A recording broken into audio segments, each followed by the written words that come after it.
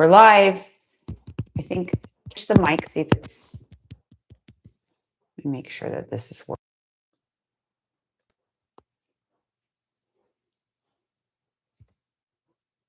I think it's working. All right, you guys, let us know if you can't hear. Because I want to make sure this mic is working. I should get on my phone on YouTube to see comments. Yeah, to see comments. I'm getting ready because I have to multitask. The only way I can get on live these days. Good morning, Robin.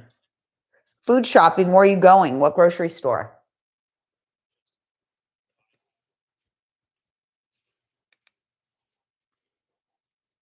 Okay. Hi, Nancy. Thank you. All right. What's going on, everybody? Happy Friday. Do you see us?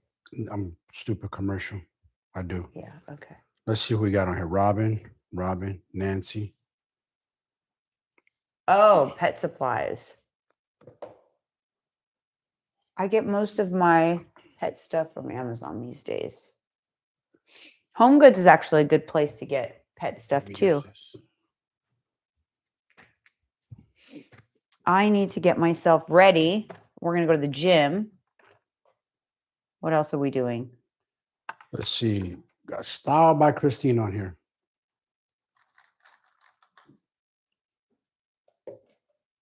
Hello. Happy Friday. How's everyone's Friday? Janine's giving a makeup tutorial. Not really a tutorial. I'm just doing it while. I hate that I'm so bright and you're not. Scoot over a little bit to the right, to the left. It's just, I'm going to back up a little bit. There we go. This lighting is a little funky. Hello, no video. Sarah, I think everybody else can see us. The weather in Florida was terrible. Actually, it was really ended up being really good, but the first 2 days we were there, it was bad. It was of course, the week that we had to go. Yeah, we tried to go early to finally have time to do other stuff, but it was torrential downpour and like high winds, so we didn't end up doing anything the first couple of days. Jeanine almost got blown away. I did. Like Mary Poppins. You guys, I swear to God, it was a comedy show. I did almost get blown away. The like gusts were coming up like 50-mile-an-hour gusts. And I didn't even know winds can be that strong where you can't walk. Like I couldn't move forward. I couldn't take a step forward. I was stuck and it was pouring rain, but it was so windy that I had an umbrella and the umbrella was completely blown up. And the rain was just slapping me across the face. You can't have umbrellas in that weather. You can't. We're like dummies. We looked like we didn't know. We're such tourist rookies, like dummies out there. So embarrassing. I was like, oh my God, if somebody was like at a hotel room, like recording us right now, like this would end up in like funniest home videos. Yeah, like look at these two. We told them to bring an umbrella to Florida to a hurricane. Let's see, Cecilia Belucia. Hopefully I said your name right. She said, hi, finally made one. She's on break this week from school, so can enjoy. Nice. Thank you for joining. It's been a while since we popped up. Yeah. I've been nudging this girl like she got to get on there, say hello, show her face. Well, he nudges, but it's like I'm working. So it's like, okay, I have to get ready regardless. Yeah. So might as well just get ready and do a live at the same time. That it's like I'm killing two birds with one stone. Yeah. Because I don't have the hour. So I have to like stack the hour. That is life. Yeah, that's life when you have, you know. Everybody's busy in life. I have no one's exempt. Everybody's busy. Everybody in life is busy. Yeah, you just have to be really resourceful with your time. Mm-hmm. I have a lot of clients these days, so most of my time I spend on doing check-ins, like messenger check-ins or video call check-ins. That's most of the week, other than Tuesdays. Tuesdays, I block off my calendar, and that's the day that I do most of my content. I have a full day of eating, by the way, that's going to go up on Tuesday. I'm back to those. posting those on Tuesday. So I have one already in the bank going up on Tuesday. I'm going to be filming another. So I'm going to get in front of those. I know you guys like those for food ideas. So we're good there. Christina says she's 2 hours from Miami. I wonder which direction you're at. 'Cause we have some friends in Orlando. Just Charles is behind me. Charles is right here, his usual spot. Yeah, his usual. Phoebe's over there in her bed just staring at us. They got their spots. What were you saying? No, stop at Christina. She says she's 2 hours from Miami. I wonder which direction, because we have clients all over, like Florida.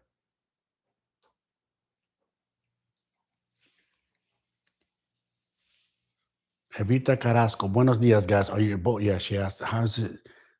Aesthetic Girly 50. Hi, this is Fernanda. I share an account with my daughter to keep an eye on what she watches. So this is her username. Love you guys. Aw. Hey, that's a good idea, by the way. You Mhm. keep an eye on that. That is. We were just talking about how we grew up in the 80s, right? We were young. Oh, We were yeah. born in the 70s, grew up in the 80s. And you know, the 80s was like the wild, wild west when you think about it. Because you leave the house, you have no phone, no way to communicate with your parents. And crime and kidnapping and murders were easy to commit. There's no DNA. There's no video cameras everywhere. Like we were seriously in danger in the 80s being out and about acting. We like didn't realize it. fools. It's, No. like, it's like your parents just had full trust in you. But if you think about it, that's scary. You're just kind of letting your kids out there in the wild, and there's no camera system. There's like no there is today. location trackers. No, like your phone, you could track your kid on the phone. Like, you know, you set up the tracking thing on them. What's that called?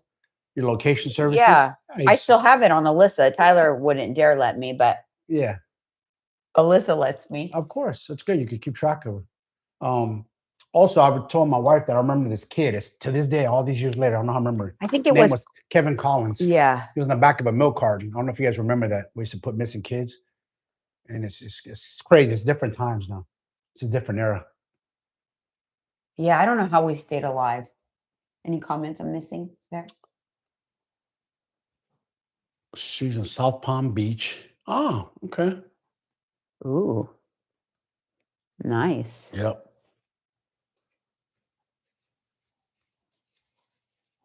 Oh, Cecilia Belucia said, you guys motivate me in nursing school. I know Jeanine says, do it tired, do it ugly, just get it done, which helps me stay accountable for studying and my health. Thank you both. Enjoy you both.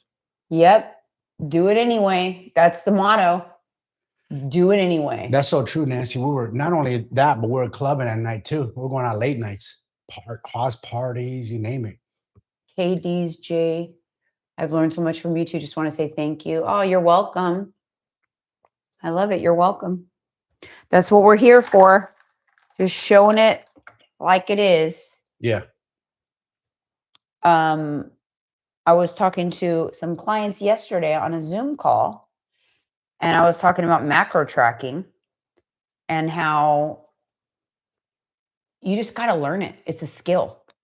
You got to learn it. Like I'm kind of like over the excuse of, oh, it's too hard, or, oh, I didn't have a chance. Like, That's lazy. if you want to change your body, you got to learn macro tracking. And I actually had a frustration a little bit with some clients that just were like not wanting to. It's okay if you don't know how to do it, because it's a skill. You got to learn it, but you got to be willing to do it if you want to work with me. Because I talked to my daughter, because she does like the calls, like the consultation calls with clients. And I told her that I'm no longer accepting clients that aren't willing to learn how to macro track. Because at first I used to do that. What I found was very difficult to have success with them, very difficult to coach when I'm not given visibility of what they're doing and they're not like learning and getting better at it and willing to learn. I mean, the way I look at it is it's like, you know, if you hire like a financial planner, because you have these big financial goals for yourself, you want to maybe invest in some properties or whatever, but then you tell the financial planner, yeah, but I'm not going to give you access to my bank accounts. Just kind of like guess it, figure it out, but give me a good plan and make sure I'm successful, make sure I hit my goals. But yeah, I'm not going to let you look at my bank accounts. You think that financial planner is going to be able to do their job? Or you're running a business and your accountant's like, I need all your receipts from everything, or your business dinners, everything that came in, went out. I need it all in order to do your taxes, in order to keep your finances in order. You think without those receipts, without the data, they're going to be able to figure it out? No, you can't. Can't do it. It's almost like too, like when people go to the doctors, you're super sick. They can't figure it out just by looking at you. So, okay, we got to draw some blood. We got to do some blood work. We got to look at the data. Well, same thing with us as coaches. We need data. We need to see what you're doing. We need to see if you're consistent. We need to see how you're eating. And then you need to see how you need to see that. Yeah, you need a wake-up call. You need to see it. So true. You need to see what your portions are. And like I had one client, she was like shocked. She's like, she doesn't really eat a lot, and she really doesn't actually eat a lot of food. But she goes, Jeanine, I was shocked. When I tracked my morning coffee, it was like 400 calories. She goes, when I actually tried to put in 2 tablespoons of creamer in there, she was like, what the heck is this? This is still black coffee. When she put in what she really puts in, it turned out to be like a 400 calorie coffee. Yeah. So it's very eye-opening too. Yeah. You did that with me when I did keto.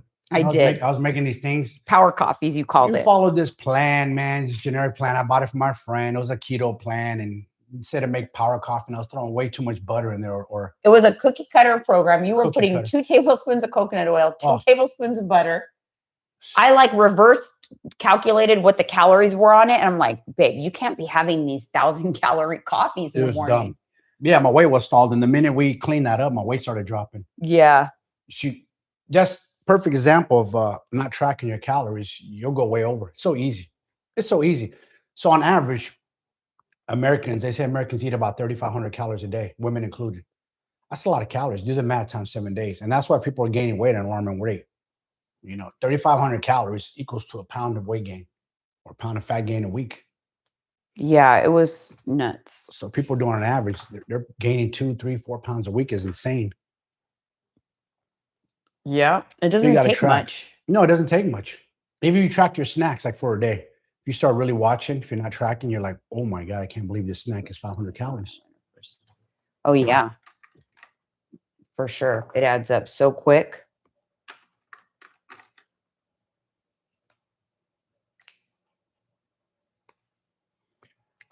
So that's my message of the day to my clients yesterday was learn the skill. How do you learn a skill? You do it messy. You do it when you don't want to. You practice, you mess up, you do it again, you get better. That's how you do a skill. Reps. So unless you're willing to do that, you're not going to get good at tracking. You can get good at tracking to the point where it's so easy that it doesn't feel like it takes you any extra time. And there will be a time where you'll never remember what it's like to actually just eat without knowing how many calories and protein you're taking in. So true. No, my stroke came way later, Robin. Much later. You never had a cholesterol problem though, even with all those my cholesterol, my blood flow, everything is good. The reason I had a stroke is just called ischemic. I had a blockage on the right side of my brain. I'm gonna be very transparent with you guys. So I don't like to BS because I take accountability. I did a lot of drinking throughout my life. I did a lot of drugs. I also ate really bad. There's times where I gained a lot of weight, throughout my 20s. No, but 30s. That's you haven't mentioned the one thing that's probably the biggest contributing factor to that stroke. Genetics. Genetic what? High blood pressure. High blood pressure. Yeah, you didn't genetics, say that. Yeah. I was getting to it and you cut me off. Well. This girl loves to cut me off. I was getting to my story. My dad has had strokes in his late 50s. I lost a cousin at 40. So yes, I inherited high blood pressure. I was getting to that. And I'm saying all the activities I've also done that I got to be accountable high blood for. Pressure. Yeah. Because he didn't know. I didn't know. I didn't check myself. So he never checked his blood pressure. And so he probably had it for years and years. And we finally checked it one day. We saw that it was very high. And he was actually very lean and fit at the time that it was very high. So I can only imagine what it was when you were partying and all of that and not taking it. Yeah, I was abusing myself. And a lot of times we're walking around with this dynamite stick in our body, don't even know it. And that's why it's good. And people don't do it. Buy a blood pressure machine. They're very cheap off Amazon. Just check it because it might be an eye opener. You might be like, oh my God, I didn't know I had this. You were just checking it for fun that day. We were all kind of just messing with it and then discovered you were. Yeah, it was eye opener. I'd never done it before. Never thought to do it. And I should have thought to do it. Like my cousin had a stroke at 40 and died. My father had strokes in his 50s. Never did I think though, because that it was going to hit me because I worked out. I guess it was arrogance, I guess. I don't know. Well, you don't know you have it. You don't know you have high blood pressure. It's not something you feel. You have to look at your family history. Like, what does your family suffer from? If they suffer from heart attacks, high cholesterol, things like that, well, you better get yourself checked out because chances are you might have that too. Usually things are passed on from our family genetics. And that's all the Yeah. doctors could come to conclusion. They couldn't give me why it happened. All they told me is what caused it, but they didn't know why I had a blockage, what caused the blockage. I mean, years and years of undiagnosed high blood pressure, I'm assuming. Because it damages the vessels. So like if your blood's running, you have high blood pressure. Think about like a pressure. What do they say about pipes? What happens to pipes? Pressure bursts pipes. So pressure in your vessels burst pipes. Yeah. There's also a lot of studies now coming out and people are mad. They're like, it's crazy, the comments. I like to read them just to see, but people are head over like losing themselves because they're coming out with studies saying weed, marijuana is now a leading cause of strokes, that they're finding that out. But people are mad. No, it's not. It's God's gift. It's the natural plant, this and that. Listen, man, it is a plant. But how they grow this plant is they use a lot of chemicals to feed this plant. There's a lot of stuff that goes into it. And a lot of times these chemicals aren't the best for us. So these people who are addicted to weed are just in denial. Like that could have been a cause of it too. Who knows?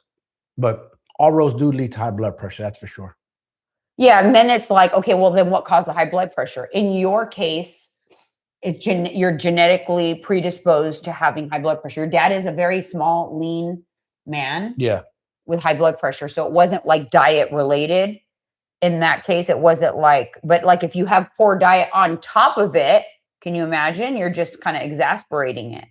But some people have high blood pressure when they're overweight and then they get their weight under control and they start exercising, lose body fat, and their high blood pressure goes away. They can stop their meds.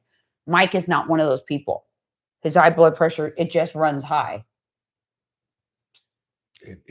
Honestly, even at your fit now, you're fit now and it still runs high. I know. Oh yeah. Aesthetic Girly 53 said, my husband is almost a year sober from weed and has been such an amazing change for him.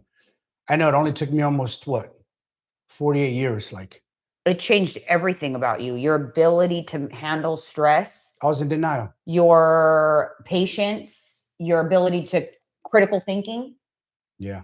Like it just completely rewired my brain. Changed who you are. It's crazy to think that kids who their frontal lobe aren't even developed are like chronic marijuana smokers, and that's going to impact their mental health and their brain capacity forever. Yeah. Yeah. The best I ever felt was when I gave it up when I was on vacation for those years that I went away. I felt good. And I don't know why I went back to it. I'm a dummy because having a clear mind is everything. And it's the same thing. Like you hear people get up in arms about alcohol. There's a lot of fitness influencers, coaches will post about alcohol, how bad it is, the dangers, what it does. A lot of guys will talk about like how good they feel through their sobriety journey. Some of these guys have been sober for some, 5, 10, 15, 20, best decision ever. And other people get up in arms like, just live, bro. Just live, bro. Leave me alone. Let me have my drink. Like no one is talking to you, bro. No one even knows you. We're just telling you the dangers of alcohol. And not only the dangers of what it does to you, like physically and mentally, but the dangers of how many people get behind the wheel and drink and drive. That's a whole nother animal in itself that no one wants to talk about. How many lives are lost? It's like people are in denial. It's a very dangerous drug. Yes, it's liquid, but the people don't want to admit it. It is a drug. It's just the one thing that like you stop doing in 30 days of stop doing it, you can immediately feel and see a change in your body. Yeah. It's kind of crazy. It is. And a lot of people have poor sleep habits or poor sleep because of it. And they're drinking like crazy and they're blaming everything else. It's like, no, all roads lead to the alcohol. I hate to tell you, but it's raising your cortisol levels. Oh, it's doing a lot more than that. Yeah,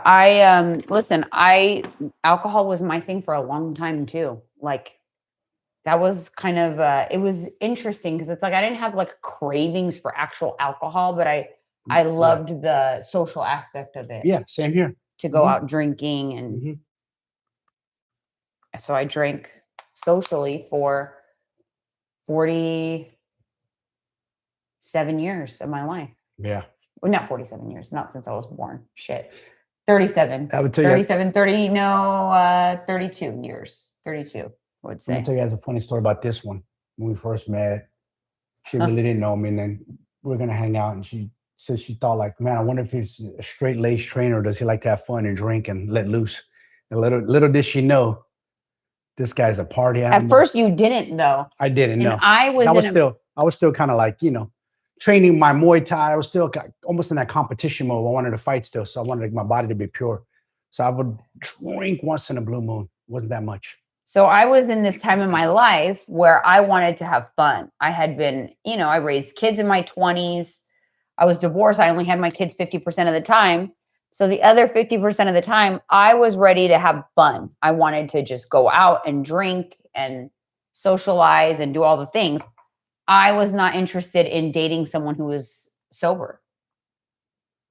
I just wasn't at the time. See, Yeah. It just goes to show you, like, so I wanted to have fun. That's the stage I was at in my life. I didn't have a drinking problem. I would say never drink during the week or like on a, you know, I never impacted my work.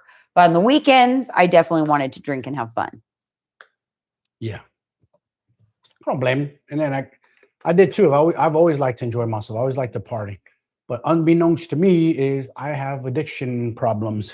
You know, it's like once I open up that can of worms, that beast, it's like that beast wants to go all the way. Because again, like you, I didn't really crave alcohol, but I did enjoy a cocktail here and there. I did enjoy a spicy jalapeno margarita. I enjoyed the taste of it. I enjoyed a michelada, things like that. But I didn't crave it. Like I wasn't like my mind was like, oh, I got to go have a drink. If we're out and about on the weekend, you know, we do our day dates on Saturday. We go have a drink while with our lunch. The recovery changes so much though in menopause. The way your body metabolizes alcohol and how long it takes to recover from drinking, because your body doesn't have as good of a estrogen counters cortisol. It helps balance it. And so when your estrogen drops, you lose the ability to control like cortisol. So, and then alcohol impacts cortisol. So you feel worse. You feel, you have a hard time with hangovers. It's just way worse. And I couldn't handle the effects, the after effects of drinking. Yeah. Once I hit menopause, it was so bad that to me, those are like it wasn't worth it. Those are like oil and water. That's like the complete disaster. People, you ladies who are going through peri or menopause and you're drinking, it's like your hormones already shot to the ground. Oh, it's bad. And then you're just even kicking your hormones down to the ground, even worse with alcohol. Yeah. It's like a recipe for mental disaster. It's bad. And so for me, that's why I stopped. I couldn't believe that some days I'd have cut 2 drinks and the next day I would feel so horrible that I was self-inflicting that. I was doing that to myself. I thought, oh, I'm not going to do this anymore. Like, no way. It's not worth it. And that's why I gave it up really, was because of how I was feeling. And then I didn't realize the impact it was going to have on my appearance, the way I felt, my weight, like everything. Yeah. Like my face, my skin. It ages you. 100% it ages you. Yeah. Especially if you live like in a super dry climate like Vegas and Arizona where there's no humidity. Ages you even faster. Yeah. They call it leather skin. You see the people, the locals from over there who grew up there, lived there for many years. It's so hot, that sun. You can see in their face. Well, that's what drugs and many drugs and alcohol dehydrate you. So it appears immediately in your appearance, in your skin texture. You're more wrinkly, you have bags under your eyes, wrinkles under your eyes. Like as soon as I stopped drinking, that my skin became much more smooth and more plump and like I don't know, healthier looking. And I had no idea that it was alcohol. I was blaming it on aging. You know, so it had a huge impact. And I drank every weekend. So I would say like maybe 4 drinks a week. So 2 on a Friday night, 2 on a Saturday night. But that was enough to severely like impact the way I was feeling, the way I looked, like everything. Yeah, people don't realize how much it adds up. So I don't drink that much. I might have 2, maybe 3 drinks a week. Lot. That's a lot. And then, yeah, but you add it up over a month. That's like, you got to look at it like a month. Like, wow, you had like 10, 12, 16 drinks in a month. That's a lot. That's a lot of alcohol in your body, for sure. Yeah. And it's like, it is what it is. You have to know the side effects and know that it has to be worth it for you to take those on. If you're someone that's complaining about your weight, your stress, and your skin, but you still drink alcohol, but you're asking about what peptides you should take or what's a good supplement, or Jeanine, what's your skincare? Yeah. My advice to you is stop drinking, start sleeping better, hydrate. Guess what? I just saved you money. I'm not selling you a bunch of peptides and supplements. I'm actually saving you money. Stop drinking. Boom, save a bunch of money. Sleep. That's free. Drink water. Also free. That's what's going to make the biggest impact on what you look like. But yet people will keep doing those things, not care about their sleep, party on the weekends, drink alcohol. And then they'll also over here want to take supplements, buy expensive face creams, start taking a peptide or something, GHKCU. Great. You're willing to do all that, but you don't willing to give up the thing that's actually going to make the most impact. All that other stuff is supplemental. The stuff that's free is going to actually make the biggest impact. And then once you do those things, you kind of want to do all the things. And that's kind of like where I land, right? Like I sleep well, I don't drink, I hydrate. So yeah, I also now want to optimize because I do the things I need to do. Now I supplement also with like GHKCU, good skincare, things like that, because then it's really going to make an impact. Because if I'm still drinking, sleeping like shit and not hydrating, you could take every peptide under the sun for your youth, NAD plus, GHK. It's not going to make a difference. It can't win. No. It's not going to win that battle over the alcohol and the poor sleep. But I will say this though, if you're doing everything you're supposed to do, you're sleeping good, hydrating, working out, you're getting steps, your nutrition's dialed in, you got your vitamins and everything, your supplements, and you add peptides in the mix, it for sure does aid. It's a long game though. It doesn't happen overnight. People think like they want instant results. Like, no, they do work. And looking back at pictures, she has pictures of us from 2 years ago in Miami to now. We're like, she noticed it, like, shocking. Wow, that's great. Both of us in our face. So that's the hack right there. Yeah, the aesthetic girly. She says it's like being active, sleep, walking, all that stuff is free. It's free. It's like before you ever have to spend any money on your health and well-being, do all the stuff that's within your control, that's within your budget first. Do that stuff first. Lock in on the basics. That's what I always tell people. Lock in on the basics and then layer the other stuff in. But people do it backwards. Yeah, peptides is a tool, Nancy, for sure. And it's the real, and it's the truth. It's the real deal. The stuff that they're coming out with, we're in a good era. So there's a doctor that her and I, she follows. I'll watch podcasts with him, Terry Dubrow. Yeah, from the Housewives. And this is what he said, is he says, right now we're in the era for us midlife people, take care of this. Take care of this because the stuff that they're coming out with, oh my God, we could live to be 120 years old, you guys. I swear we're leaving too much life on the table because we're not taking care of ourselves. We're not valuing this, our vessel. The most important thing is us. Because if you're not good, nothing else is good. What else does it matter? What else does your big house matter? What does your car, your purses? What do your pretty little nails and hair matter? Nothing matters if your health is in the tank. So you got to cherish that. People don't value this enough. We're only given one life.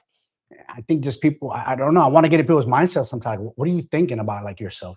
How do you feel? How do you feel about your health? Like, do you love yourself? There's nothing wrong with loving you. Nothing wrong with becoming obsessed and loving yourself and take care of yourself. And sometimes that's what it takes. People might call it crazy, like, oh, you're obsessive. You're tracking macros. You're going to the gym too much. You're walking too many steps. Well, you weren't telling me that when I was drowning my sorrows in alcohol and overeating and overweight and being obese. Can I also say something that's kind of annoying to me? Why is it that, especially like on the internet, if you're obese and love yourself, everybody will get the pom-poms out. Oh. And there's like, yes, like you go, girl, like love yourself the way you are, blah, blah, blah. But if you're fit and love yourself, then it's toxic. It's shallow. It's all the negative things. What is wrong with society? Like you can't, like, it's not okay to be proud of yourself if you really work hard on yourself and you do all the things and you're trying to help other people do the same. That's not okay. That's shallow. That's conceited. That's narcissistic. But if you're obese and literally unhealthy and living an unhealthy lifestyle and you shout it to the rooftops, you are, like celebrated for that. That is a serious problem. And you know what? It is. That's ass backwards. I've always called BS on the body positivity movement. You can go back to old podcasts. I don't care. I've said it like cancel me.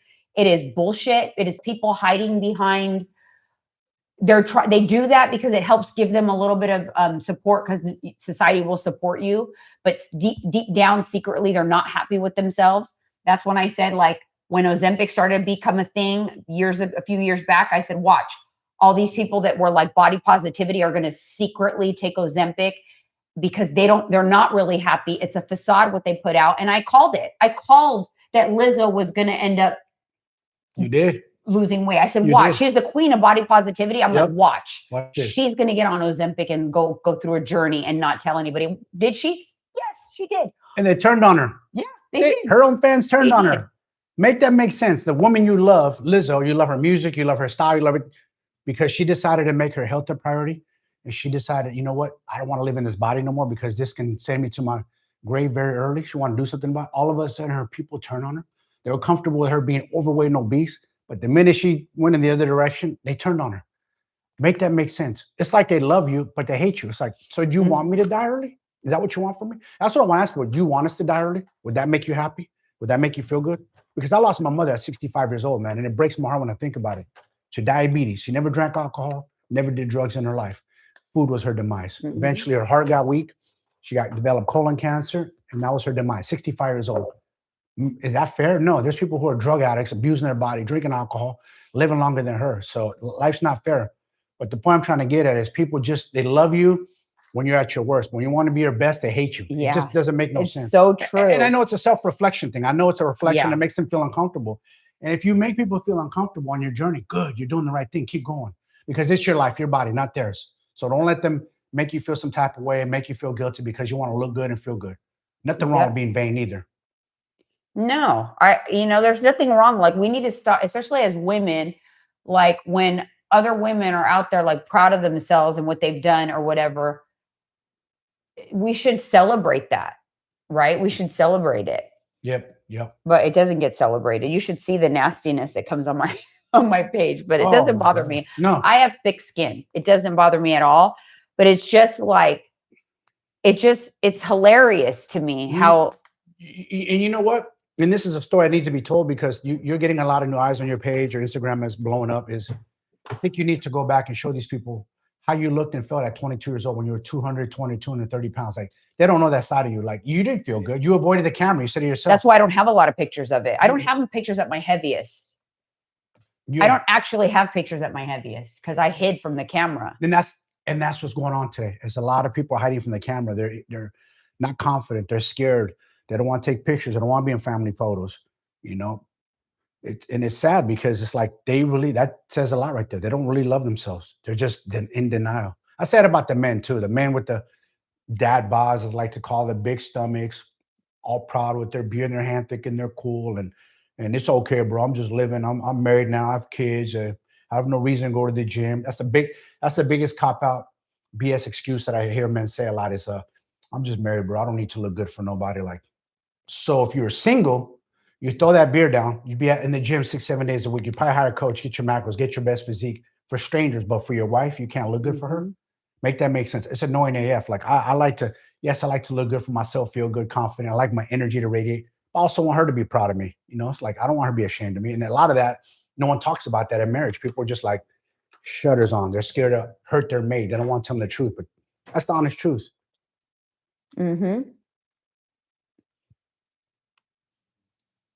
I agree with the aesthetic girly. She said life is so much better being fit and healthy. It's, you wake up happy in your body every day. There's a good feeling with that.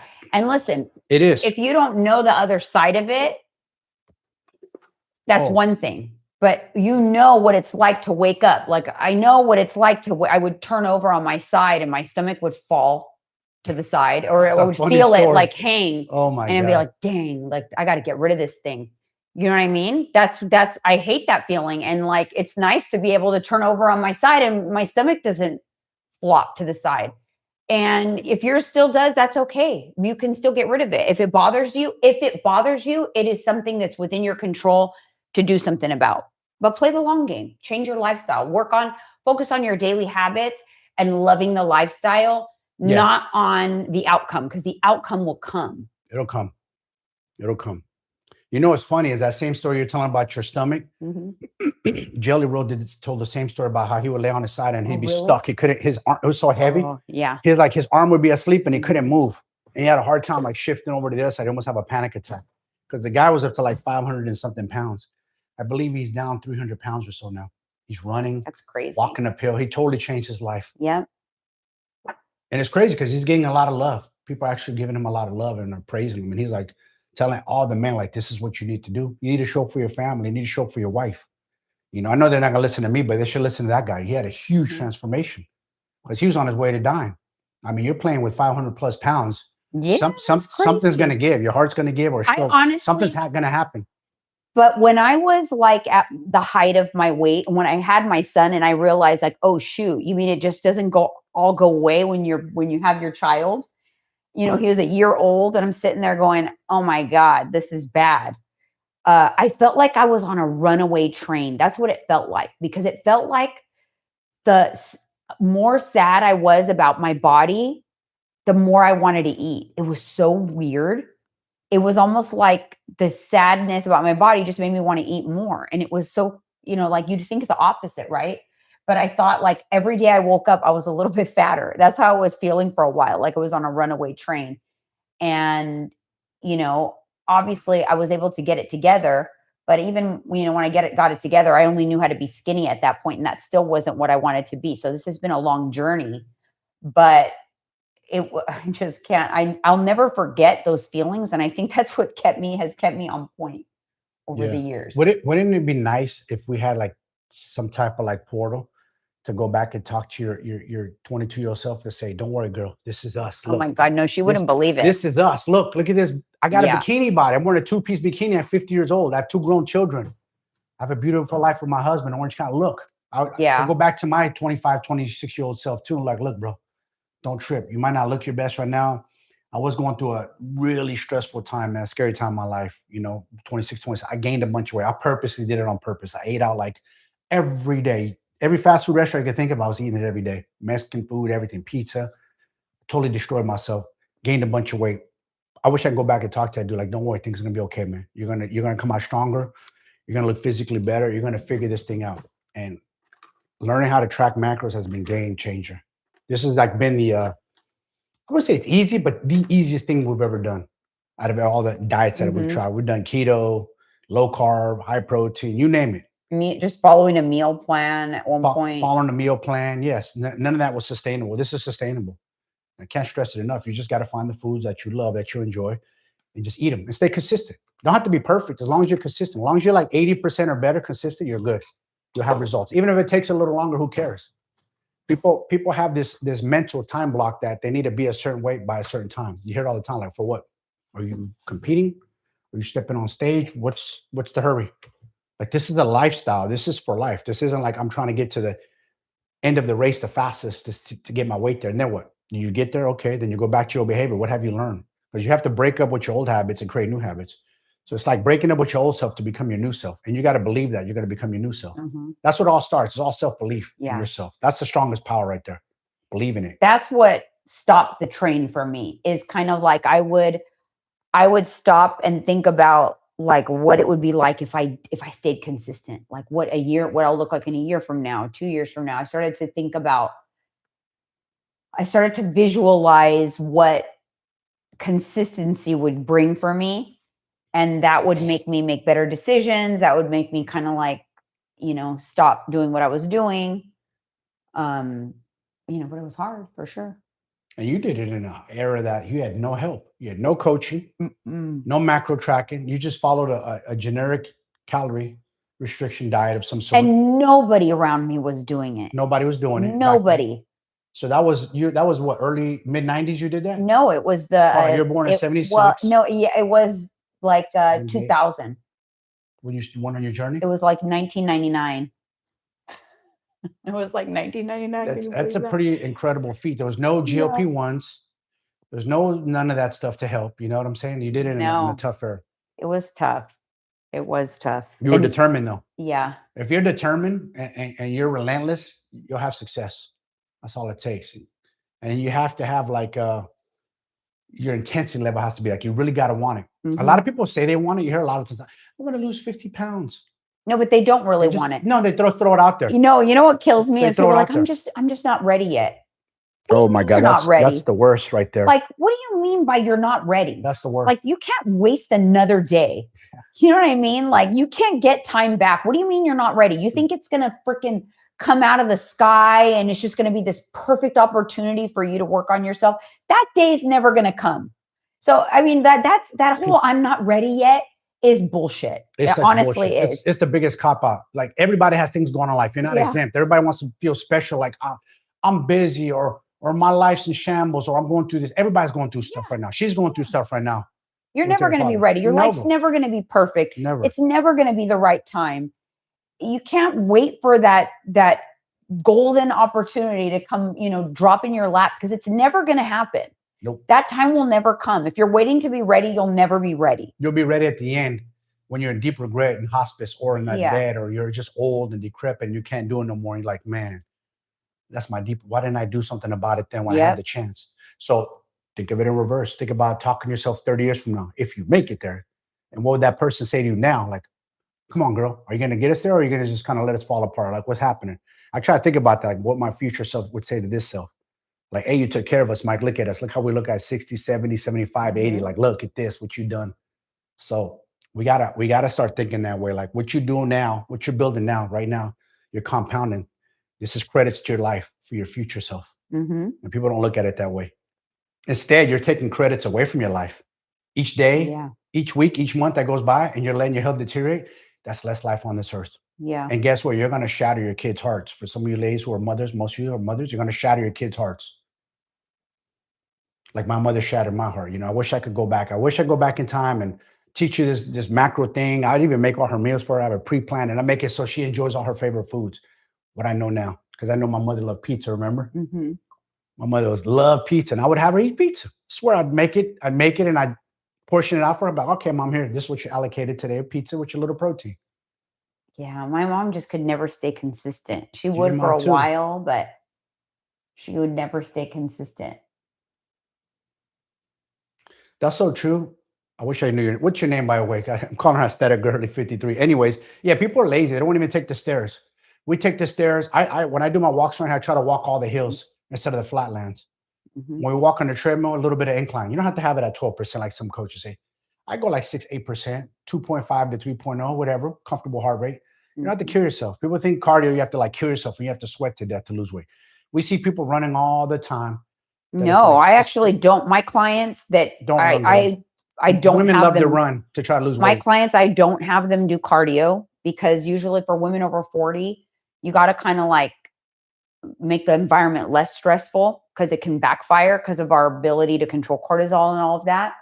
So I have them pull out of doing any cardio classes and all of that, just strength train with a step goal. Sometimes I'll prescribe like a zone 2 cardio after lifting. Yeah. But oh my gosh, I was about to say your name is Fernanda. I was about to say your mom just came through. That's my mom's name, and it's not a very common name. No, I've only heard it now twice in my life. That's crazy. Yeah, that's my mom's name. Wow. Fernanda. Fernanda. I wonder if she's Portuguese. Are you Portuguese Fernanda. too? How do you say it in Portuguese? Fernanda. Fernanda. My narcissistic grandfather named his daughter after him. His name was Fernando. Oh my God. These narcissistic men are crazy.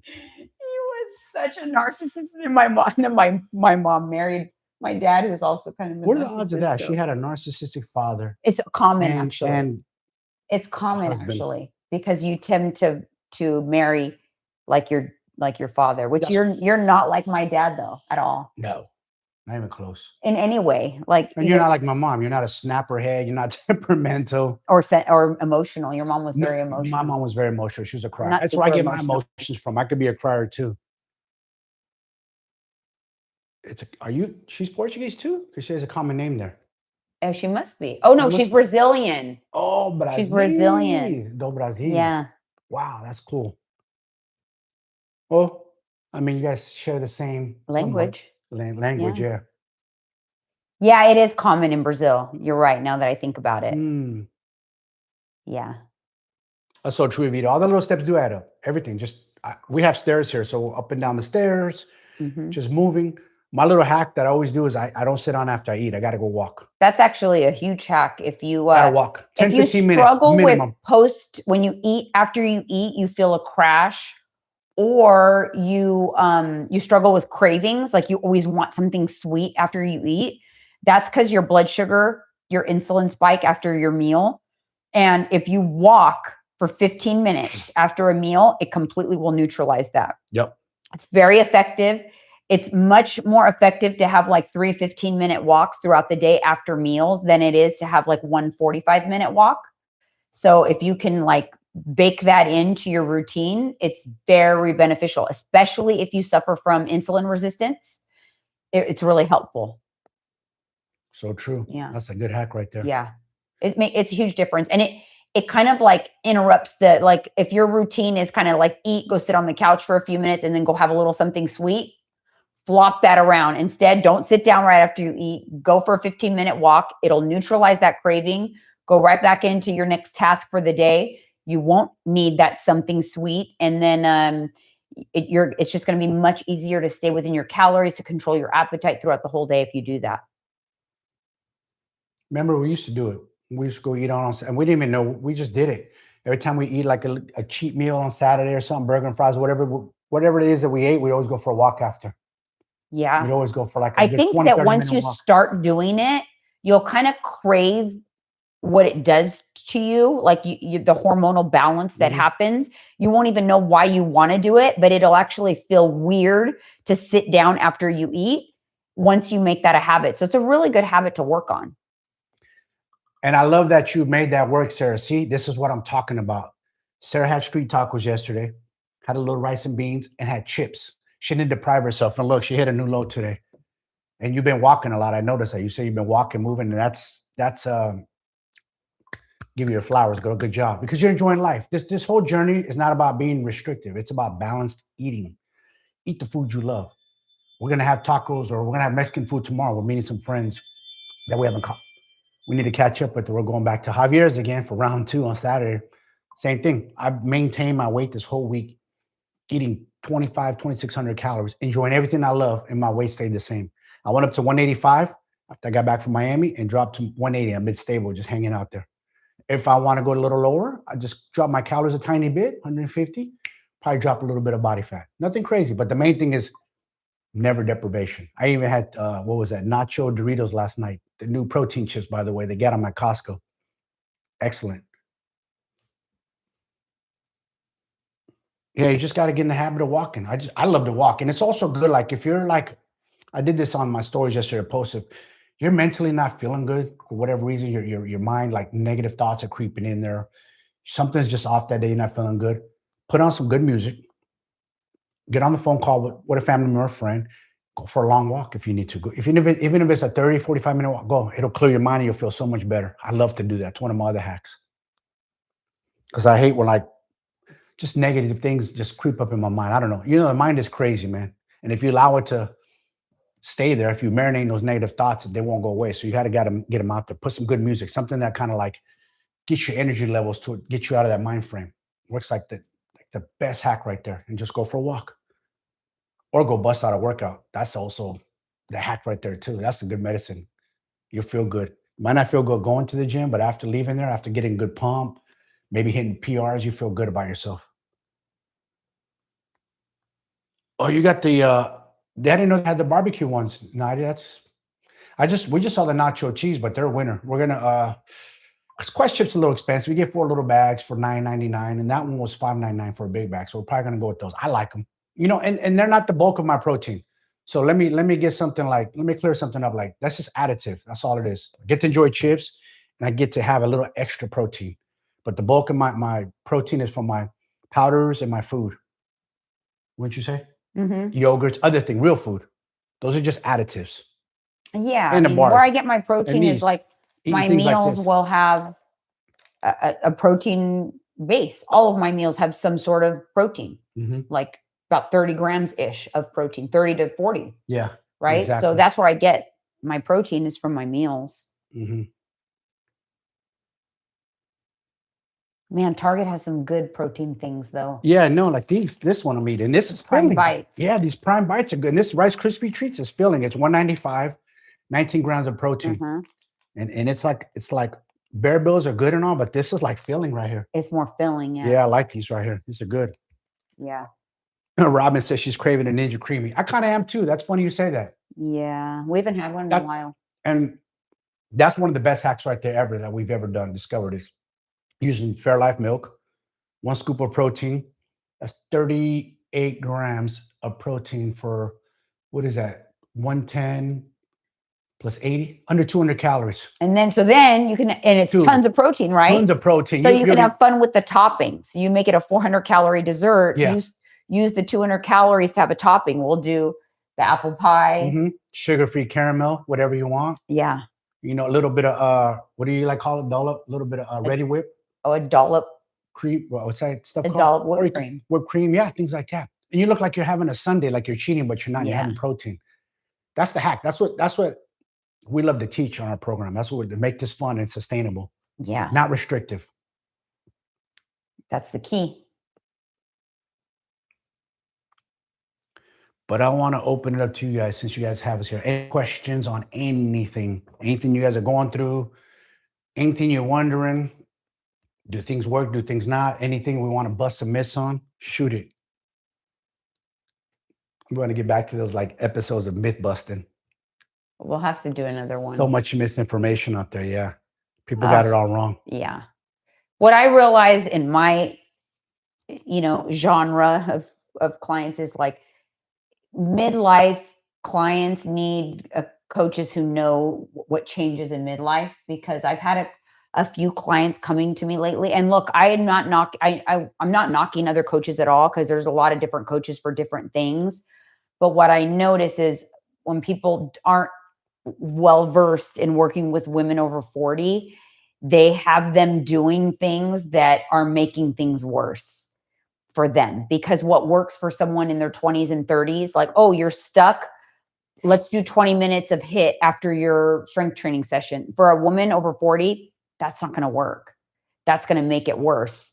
So like there's different things that don't work where they work for someone in their 20s and 30s are, about to compete or something like that. Because things do change. But I will say what the biggest misconception for women over 40 is that it changes in a way that makes things unachievable or impossible. Nope. It doesn't even necessarily make it harder, just different.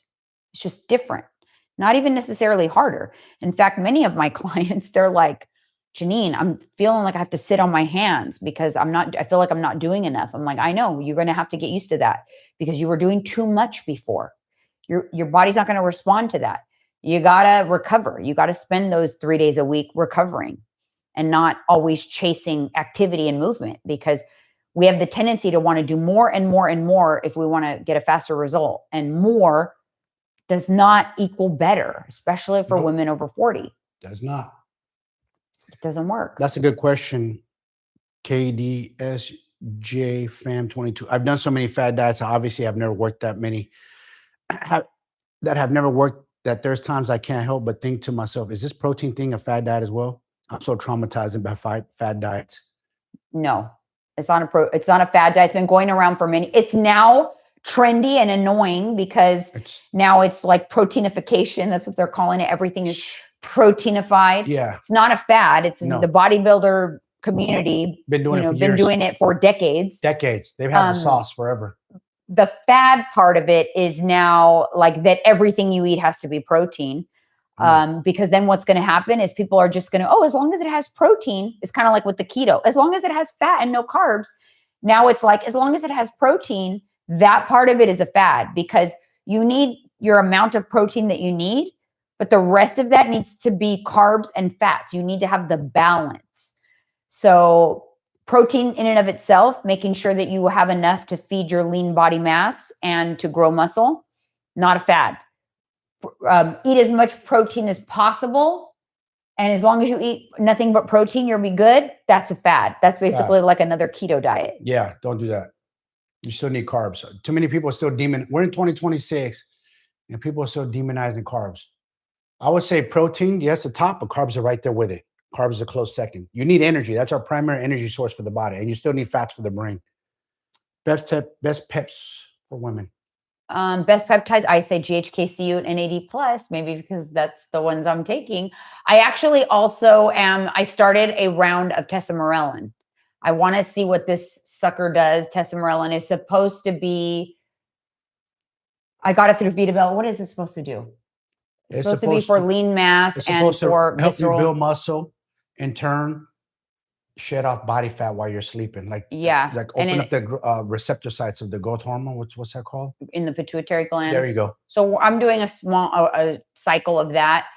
I can tell you that it making me hold water.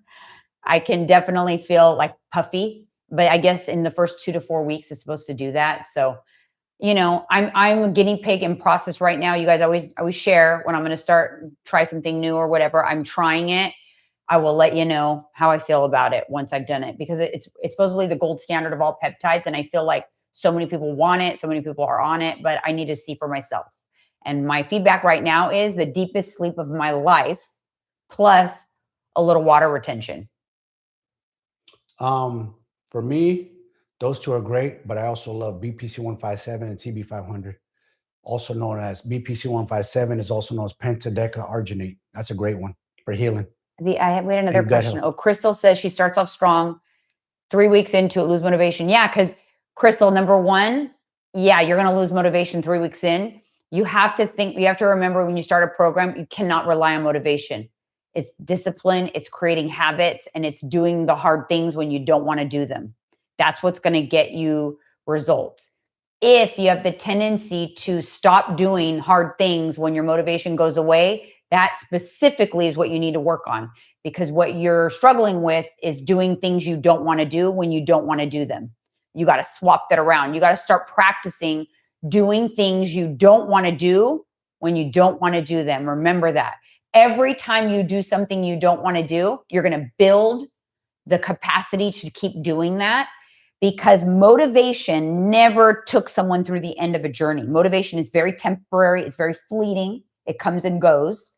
The other thing is, make sure your calories aren't too low for you. Maybe if your deficit's a little too big, maybe shrink it. Slow down the fat loss process. But maybe if you can be more consistent by eating more, like adding, maybe if you've got maybe a 400 calorie deficit, try bumping up your calories by 200 calories a day. See if you could stay consistent with that. It slows down the process, but consistency wins, right?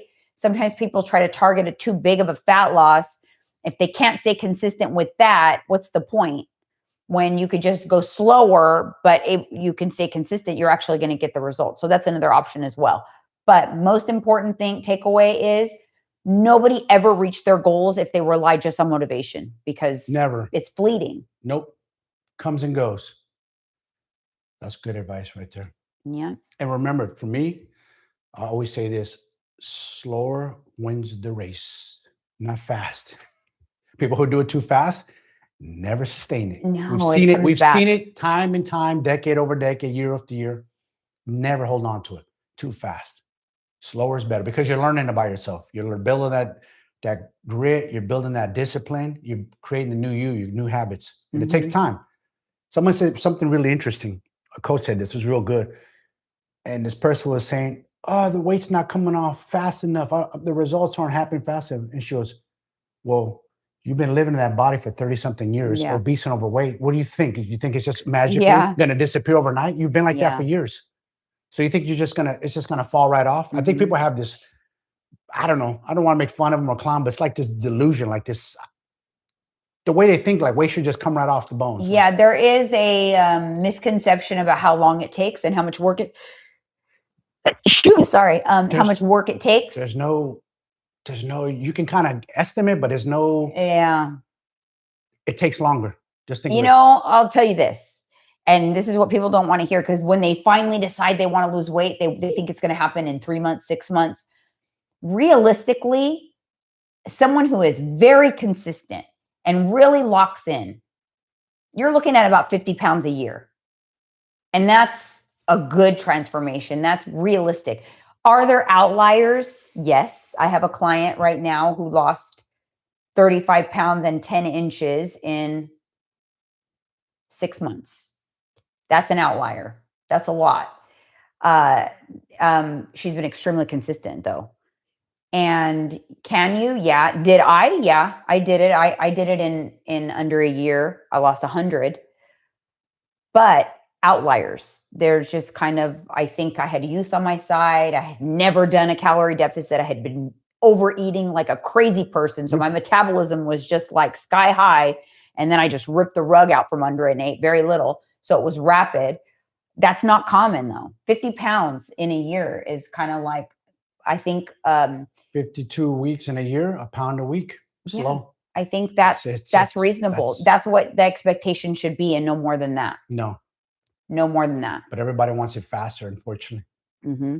And men can get away with 2 because we're larger frame, usually have more muscle. We can get away easily 2 pounds a week. Yeah, and someone who's on a journey that has a lot of weight to lose, it's still gonna average out to 50 pounds because they'll lose a lot more in the beginning. It tapers off. It gets slower. So maybe you're losing 2 pounds a week initially, goes to 1.5 pounds, a pound. I have some tricks up my sleeve that I use to keep the body responding. That's when I've talked a lot about it on my Instagram, but I created the system, like that's the phases system, that I move people in and out of phases to keep the body responding so that you don't stall out, so that you don't slow down to a halt. We pull you in and out depending on how your body's responding. And that can kind of speed things up. It's what I did with my client that lost the 35 pounds or so in 6 months. A lot of body fat she lost is I put her through my phases system. She did a reverse. We didn't start in fat loss. We started in a reverse diet. And she was able to get those results. So there's different things you can do. The body is very smart. It adapts. You got to kind of always try to work around the adaptation and make it work in your favor. But still, realistically, rapid weight loss is not good. It's rapid weight loss. You'll lose muscle. Your metabolism will slow down. You will not be able to sustain it. I have so many clients right now that I am helping to recalibrate their metabolism and wean them off of GLP-1s, but they're in a bad position because they were on a GLP-1, lost 40 to 80 pounds on their GLP-1, lost half of that was muscle. They ate under 1,000 calories for an extended period of time. And now they're at barely eating 1,200 calories, runaway fat gain. It's hard. And so I have them on a very slow climb to stabilize their metabolism, to minimize fat gain. But it is a process and it is slow. Guess what? If they would have just lost the weight without the GLP-1 to begin with, the whole process would actually be shorter. But the speed on the front end slows things down on the back end, and it ends up being a longer, more stressful process that was way more expensive because you had to spend money on the GLP-1, and not everyone is successful. And if people try to do it without help and without a coach, what happens is they gain all the weight back, they go back on the GLP-1, they do this yo-yo thing. Every time they gain the weight back, they're gaining back body fat, but not muscle. They go back on the GLP-1 fatter than they were to begin with. And it is a vicious cycle. It is a vicious, vicious cycle. And it can be prevented if you use the GLP-1 responsibly and you still eat according to your macros. You do not take a huge dose that wipes out your appetite. But let's be real. People don't take a GLP-1 to lose weight at a modest pace. They take it because they want the rapid results, but they're going to pay the price for that. Yeah, they are. You still can't cheat the game. Everybody's still trying to cheat the game. All roads lead to nutrition. If your nutrition is not dialed in, you're not doing it correctly, you're going to be so unhealthy. Robin asked, she likes to hear more about your competition days or what mountain you want to climb next. Oh, what mountain I want to... The competition days was cool because it was kind of like, I remember the day that I broke down in my bedroom after I spilt my breast milk that I could hardly squeeze out of my boob because I wasn't giving off a lot of breast milk. I was so stressed and depressed. I spilled the breast milk like all over my legs, and I look at my legs and I have these purple stretch marks all down my legs. And I thought, I'm never wearing shorts again. I cried. I was by myself. I never even shared that conversation with anyone. Oh, I was so emotional. Oh, wow. But it was after I was in, I was just so depressed, and I remember I told myself, I'm never wearing a bathing suit. I'm never wearing shorts again. So the thought of like me coming full circle and like stepping on stage in front of hundreds of people in a bathing suit was like the complete opposite of that moment. And I remember the song at the time was a popular song. It was Katy Perry, Hear Me Roar. That like really pumped me up. Like, I'm going to do this. And so that's why I did it. I did it because I remembered that girl that spilt the breast milk. Literally, I was crying over spilt milk. And I did it for that moment. I did it to come out on the other side of that private moment that I never even shared with anybody, not my husband at the time, nobody. Because I was always someone that put on this like strong exterior. And so that's why I did it. And I just did it for that, to say that I did it, not for anything else. I didn't want like a career in that or anything else. And it was also just in general, in my life, whenever I've kind of decided I was going to do something, I do it. And so I'm proud of that part of my personality. You know, I decided I was going to do the whole road to 50 thing. I did it. You know, I completed that. So yeah, I need to like think about what my next mountain is. Well, you did a build last week to a cut. So last week. Yeah. I mean, not last year. I know. I just said road that. to 50. Yeah. Now I guess you're just working on strength, right? I mean, trying to build more Yeah, muscle. like no, but I guess like I don't have I have other things, not aesthetic, because to be honest, you guys, I'm just kind of coasting right now and I feel good. I'm going to stay here for a minute, just kind of doing my recomp. But I have my goals right now are more business related. I'm kind of shifting from my personal goals over to like business goals. So I'm working hard over here, kind of growing my business. You know, we hired a new coach in our program. Our Esco Elite coaching is growing. I have a new coach now working for me. She's taking clients. So I've been busy working on that, training her. So yeah, I think my goals right now are more business related. I have a goal. My goal is I want to hit 100,000 subscribers here on YouTube. You guys can help me with that. Share my channel, support me here. I've had this channel for a long time. And I think I'm at like 86,000 subscribers. So I'm so close. I would like to have that plaque. That's a goal. And it's my goal it's been on my vision board for 3 years now. It'll be right behind you too. So hope maybe 2026 is the year, but I don't know. I'm still pretty far off. It doesn't seem like a lot, but 14,000 subscribers is a lot. YouTube's tough. YouTube is tough because people could watch you without subscribing. Yeah. Sarah said, I would love you to do a myth buster on fads like vibration plates, Japanese walking. Oh my God, the walking.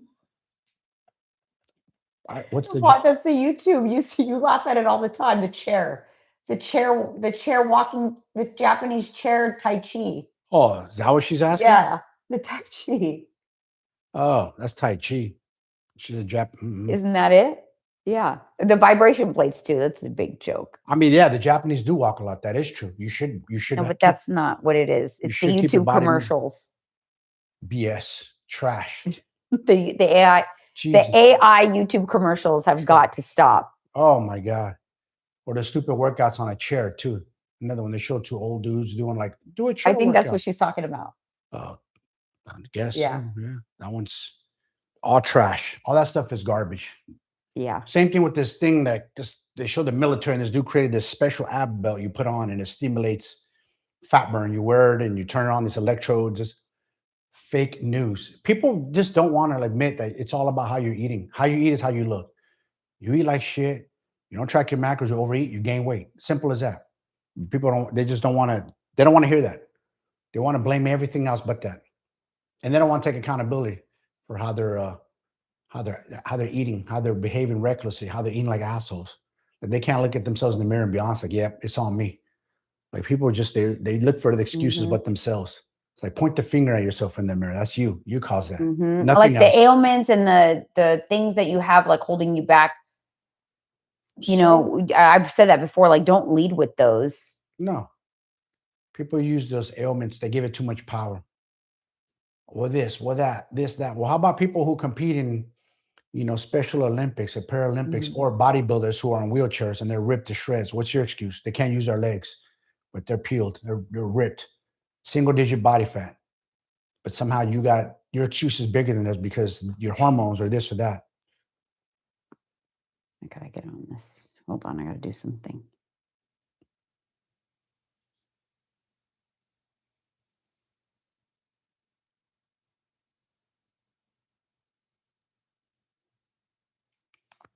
What's wrong? No, she said, no, it's changing the speed of your walk. Oh, the interval walking? I don't know about it. I mean, yeah, bodybuilders been doing that for years where they'll go slow, go fast, go slow. I don't know exactly what that really does to the body. At the end of the day, steps to steps. They get the heart rate up, they drop it, get the heart rate. They do on Stairmasters, you do it on ellipticals. I don't know. Some people will sprint for a minute, then walk, 10 minutes, sprint for a minute. You know, my thing, that's for calorie burn. If people need to just focus on nutrition. nutrition. That's it. And exercise is to build muscle. It's to build your metabolic capacity long term. Because if you chase calories burned, it's only going to help you that moment, that day. It's not going to help you in the long run. That's why focus your time in the gym on exercise and building muscle, because that's going to help you burning calories at rest. Yeah, there's truth to tell you something. Yeah. I know it's always something. All right. I'm sitting here watching more and more emails and requests and messages come in as I'm on here. It's So Friday. I got to get to my clients. All right, you guys. Thanks for tuning in. We'll see you next time. Peace. Message.